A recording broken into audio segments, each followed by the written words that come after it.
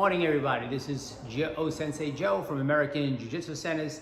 Today we are doing video 2 for second degree black belt. Okay, all these videos are posted every day on our Facebook group page, which is American Jiu-Jitsu LI.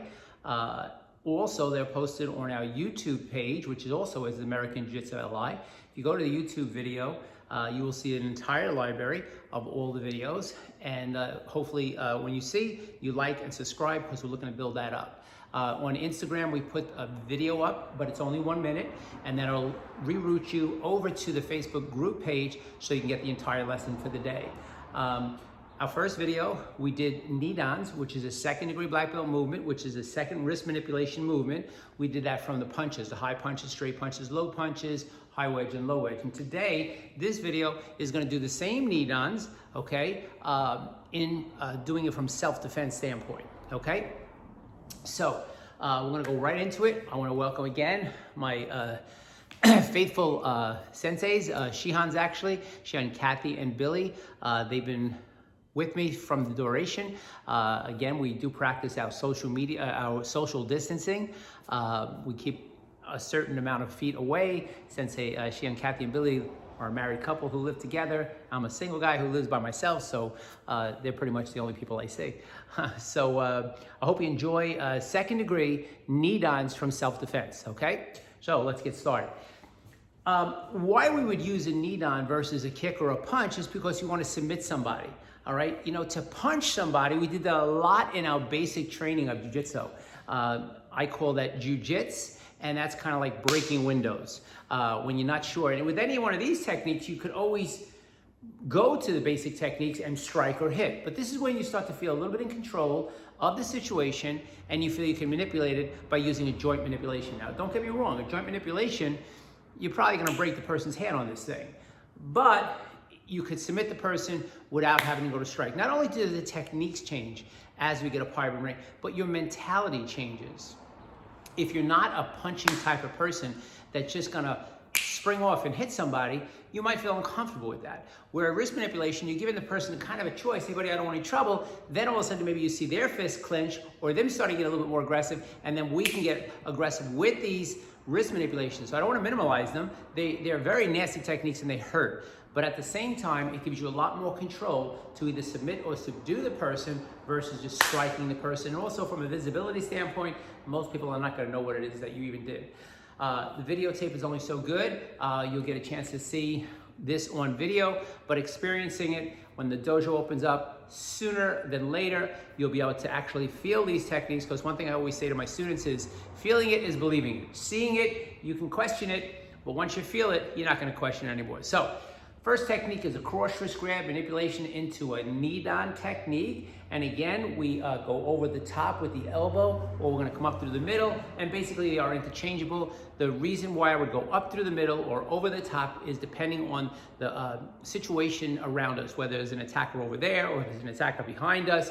All right, so on the belt list, I try to separate it and spread it out, but it's not mandatory to do it exactly the way it's done on the belt list. For the belt test, yes. For teaching, yes, but on the street, no. Okay? So, cross wrist grab into NIDAN.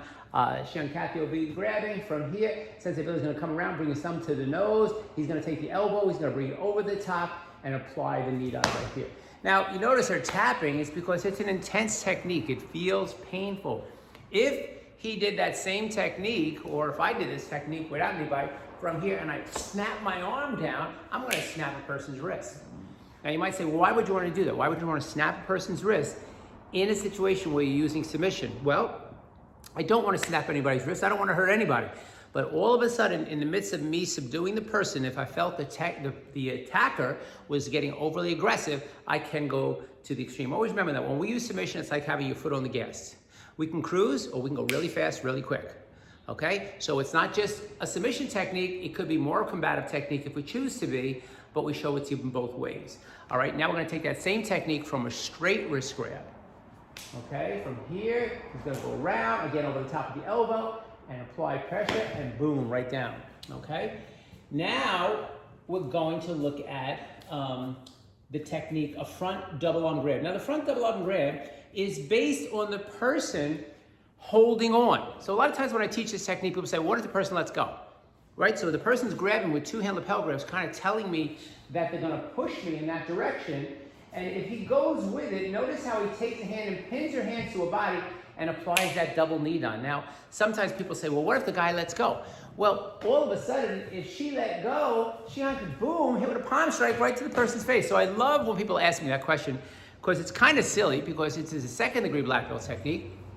And I would hope that at this point, you know what you would do if a person let go. But sometimes in the teaching, I've been doing this over 51 years, sometimes in the teaching of techniques that are hard to understand unless you physically have had them done to you, people like to ask questions. I think they like to hear themselves speak. And I get the questions, but you're not learning these type of techniques unless you have your basic skills in place. So if a person lets go to try to mess this technique up, we got all our other bullets. You know, you never carry one bullet in a gun. We have magazines and extra magazines, all right? So we're not gonna teach you a technique that's going to put you into a liable situation if somebody changes something. You have a whole arsenal of weapons, a whole toolbox full of tools to vary it if somebody does something. So let's look at that one more time. Double wrist grab, he pushes, he pins her hands to the body, and boom, applies pressure. It's hard for her to let go.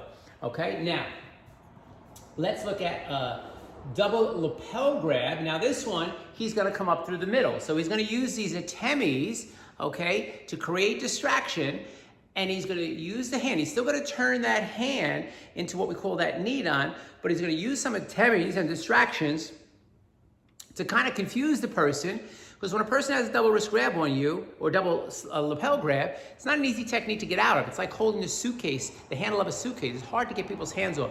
Now again, we could strike them in the face, we could hit them with a spear hand in the eye if we got really scared. But if we feel we're able to have the maturity, the mental art, martial arts maturity at this level to submit the person, we're gonna use this NIDAN that we're talking about. So from here, as the grab gets in, from here, he puts an atemi in place, from here, come up through the middle, right, and then from here, boom. So you see, up through the middle, that would be used in a situation where there might be an attacker behind Kathy, okay, because she's gonna bring him straight down. He could have as easily bring that elbow over the top if he felt I was the second attacker and he wanted to do. So if you wanna see that, from here, boom, he can come over the top, and now from here, use Kathy in between me. Remember in the last tape, when we were talking over the last belt, we were talking about multiple attacks. We said the main thing with multiple attacks is never to get caught in the middle. So what's gonna truly determine up through the middle movement or over the top movement is if there's any other attackers in plain view, okay? Now we're gonna do a single hand lapel grab, which is very similar, okay? And with the single hand lapel grab though, we are going to go over the top, okay? Single lapel grab, watch. Good. And the reason why I vary that with over the top with a single lapel grab and up through the middle with the double lapel grab is just to kind of give you both sides of the coin, but obviously interchangeable, like I said several times. All right, now a front finger choke, we simply have a rule of thumb, okay? When a person grabs us with a front finger choke, we're gonna spear them right into the throat, okay? If they could choke me, I could hit them. We show that as you graduate a little bit higher up in the level. In the beginning, we teach you how to break out through the weakest part of the grab, and there's a whole bunch of different concepts that we use in the front finger choke. But now, we feel good enough to be using submission, so I'm not saying to put a hole in his throat with the spear hand, but just strike to create that opening, because again, we're using submission, so we do feel in control of the situation. And on the front finger choke, we're gonna come up through the middle like we talked about. So, as she grabs, boom, coming up, and then bang. Again, could go over the top if he chose to, but that's the way it's written on the list. The next technique, we take a basic scenario that we've learned at Orange Belt, where we go with a hammerlock. We're gonna go to that same thing where it ends up, because a hammerlock, people get that confused, a hammerlock is nothing more than a cross wrist grab from the back, okay?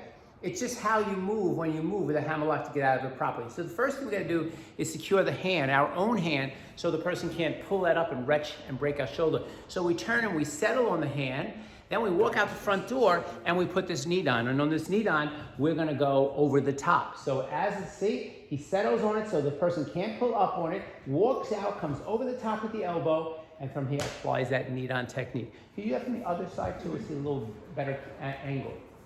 All right, so from here, walks it out, from here comes around, elbow over the top, and there's your movement. Perfect. Okay, next one is gonna be a rear finger choke. All right, so now with the rear finger choke, as the choke is put on, he pins the hand, comes up nice and hard with the hand, comes around, and the knee down falls right in place. This technique is, almost do it this way. I think I'll be able to see it better, right? From here, he pins that hand, walks and turns. Now, sometimes when you look at these techniques, especially on a video, and like I said earlier, because you're not feeling it, you might say, well, it's too simple, it's too easy, and it's too quick. Understand the video is only going to do so much justice to it because it's very easy to poke holes in it. But once you're getting it done to you, you'll realize how effective the technique is. With the rear finger choke, the tendency on this one is the person might be almost pushing us forward. All right, so as she's grabbing, he's pushing, he's just going with it, walking out, and giving the person exactly what they need. By the time he inflicts the pain, it's going to be too late.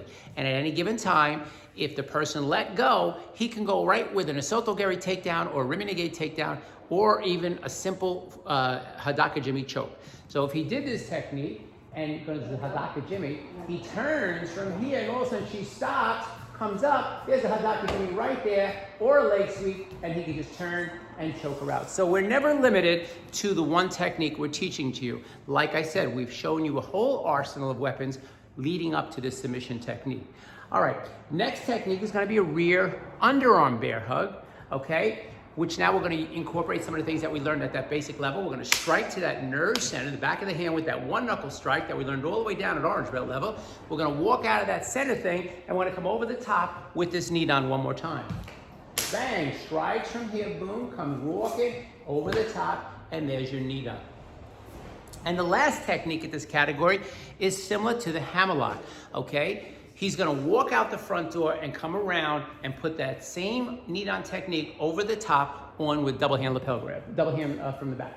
He walks out from here, comes around, and just puts it right on. So, one more time. Let's look at that one more time. Beautiful. Okay. So those are your NIDANs from your self-defense technique. So this is tape 2. That'll give you tape 1 gave you the NIDANs from the punches. Tape 2 gave you the NIDANs from the self-defense technique. Okay? Remember, these videos are posted daily on American Jiu-Jitsu LI Facebook, a group page, American Jiu-Jitsu YouTube, and also if you go to AJJCenters.com, we have our Zoom classes that are basically 7 days a week at this point. Go to the Zoom, the web page, and look for the code for the Zoom. And then you can join any one of the scheduled meetings. You will need a password, so either reach out to another American Jiu-Jitsu student or email me at OSenseiJoe@gmail.com, and I will gladly mail you that password so you could attend one of the classes. All right, thank you so much for viewing our videos. Remember, as always, we still have to stay home, healthy, and safe. Always remember to keep yourself busy, keep yourself occupied. We have more days behind us than we have in front of us. The end is coming soon in the sense of coming back to the dojo and doing what we all love to do. So thank you for watching. Have a great day. Thank you, Kathy and Billy, and we'll see you on the next tape. Take care.